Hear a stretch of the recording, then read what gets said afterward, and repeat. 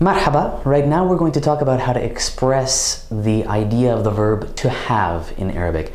In Arabic we don't really have a conjugated verb. We're unlikely to use a conjugated verb to express the idea of having, of possession. Instead we use different particles to which we attach suffixes, and those suffixes are virtually identical to the possessive suffixes of Arabic. If you need a refresher on those before we continue, you might want to go back and watch the video that we have about possessive suffixes and how to use them, but that knowledge will come in very handy as you're trying to express these ideas. One of the most common ways you're likely to hear possession expressed in Arabic is through the particle aind plus one of those suffixes. So, for example, if I wanted to say, he has a new book, I would take aind, and then I would think, okay, I need the huwa, the he, the him possessive suffix, which is ha, and so I'm going to write it as ain nun dal ha, عينده كتاب جديد. عينده, he has. If I wanted to say she has a new book, instead of using ha, I would use the hiya particle, the hiya suffix, possessive suffix, ha, and I would wind up with عندها كتاب جديد. If I wanted to talk about myself, I have a new book, instead I would use ya, the ana possessive suffix, and I would wind up with عندي.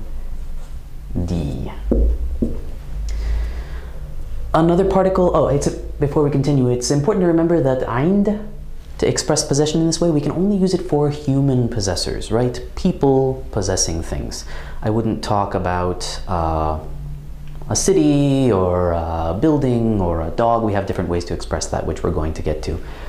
Another common way you hear possession expressed is through the particle li, which has kind of an overlapping meaning with aind, but we tend to use it for one thing in more formal contexts and to express abstract relationships, especially familial relationships where the possession is figurative rather than literal, right? We don't carry around our family members in our pockets, but we possess them, we have them in a certain sense. So if I wanted to say, I have one son, for example, again, I would take li, and then I would need to add the ana possessive suffix, ya, and then I would wind up with li ibn wahid. If I wanted to say they have one son, the vowel changes a little bit. Instead we add hum, right? Lahum ibn wahid. Or if I want to say we have one son, instead I would take that nahnu suffix, nun alif, and wind up with lana ibn wahid. The pronunciation of this possessor can change a little bit in dialects. For example, in Egyptian, we tend to put some stress on the first syllable and add kind of an E sound, so it would sound more like Lina. And in Shami, in Levantine dialect, we would actually add a little glottal stop at the beginning, so it would sound more like Ilna. But the way we're going to form these possessive constructions is essentially the same from dialect to dialect, right? We're using exactly the same technique, if you will. If we're talking about a place or an institution, again, we can't use aind because aind is only for people. So instead, we're going to use fi plus exactly the same suffixes. For example, if we want to say,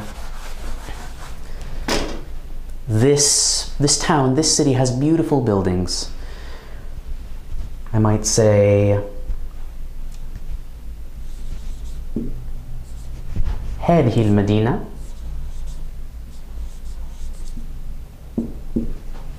this town. Fi plus that suffix, right? And Medina is feminine. We know that because of the ta marbuta here. So I know that I'm going to need to use the feminine suffix ha. So I'm going to wind up with fiha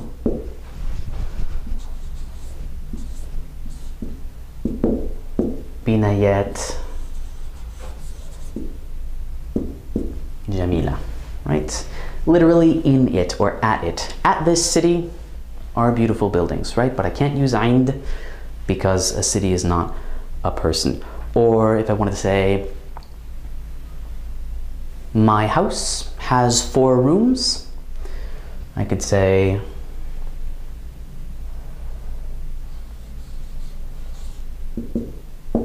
baiti. And again, bait, right? We have this ya of possession, my house, but bait is masculine. It doesn't have a ta marbuta. So I'm going to take fi, and then I'm going to add that masculine third person suffix, ha, and wind up with fihi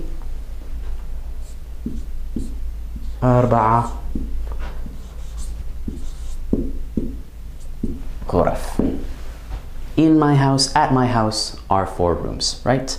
But I can't use aind, and I'm probably not going to use li because they're physical things, right?